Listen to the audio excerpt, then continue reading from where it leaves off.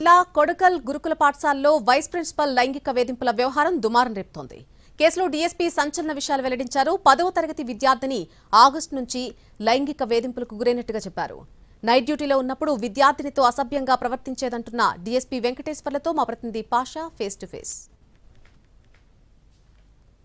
మహబూబ్నగర్ జిల్లాలోని కోడ్గల్ గిరిజన గురుకుల బాలికల విద్యాలయంలో వైస్ ప్రిన్సిపల్ ఓ బాలికను వేధించినటువంటి ఘటన స్థానికంగా కలకలం రేపుతుంది. ఆ గురుకుల విద్యాలయంలో షీ టీమ్స్ ఆధ్వర్యంలో బాలికల అవగాహన సదస్సులో గుడ్ టచ్ బ్యాడ్ టచ్ గురించి అవగాహన కల్పిస్తున్న నేపథ్యంలో ఈ విషయం వెలుగులోకి వచ్చినట్టుగా తెలుస్తోంది. ఈ నేపథ్యంలో మనతో మాట్లాడడానికి ఎంక్వైరీ ఆఫీసర్ డిఎస్పీ వెంకటేశ్వర్లు ఉన్నారు. ఆయన అడిగి మరిన్ని విషయాలు తెలుసుకుందాం. ఏంటి సార్ ఈ ఎపిసోడ్ ఎలా వెలుగులోకి వచ్చింది?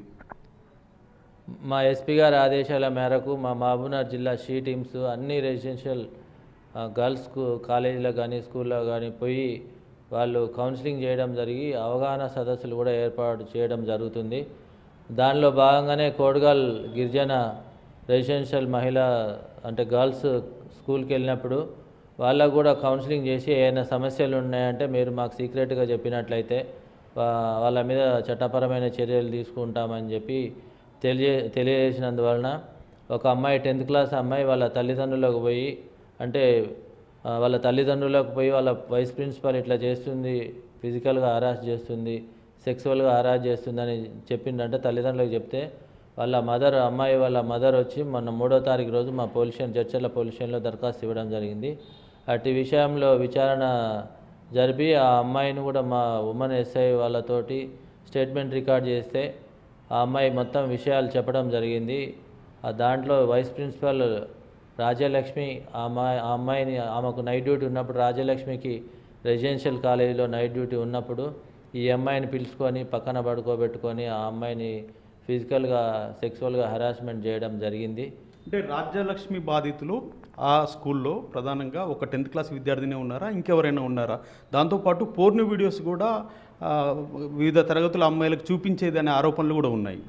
అంటే పోర్న్ వీడియోస్ గురించి అయితే ఎవరు చెప్పలేదు, కానీ మేము మహిళా ఎస్ఐతోని కానిస్టేబుల్తో కూడా ఇంకా వేరే వాళ్ళని కూడా ఫిజికల్గా పర్సనల్గా పిలుచుకొని మాట్లాడారు. వాళ్ళు మా ఉమెన్ స్టాఫ్ పిలిచినప్పుడు ఈ అమ్మాయి ఒకరు చెప్పింది, మిగతా వాళ్ళు అయితే ఎవరు ముందుకు రాలేదు.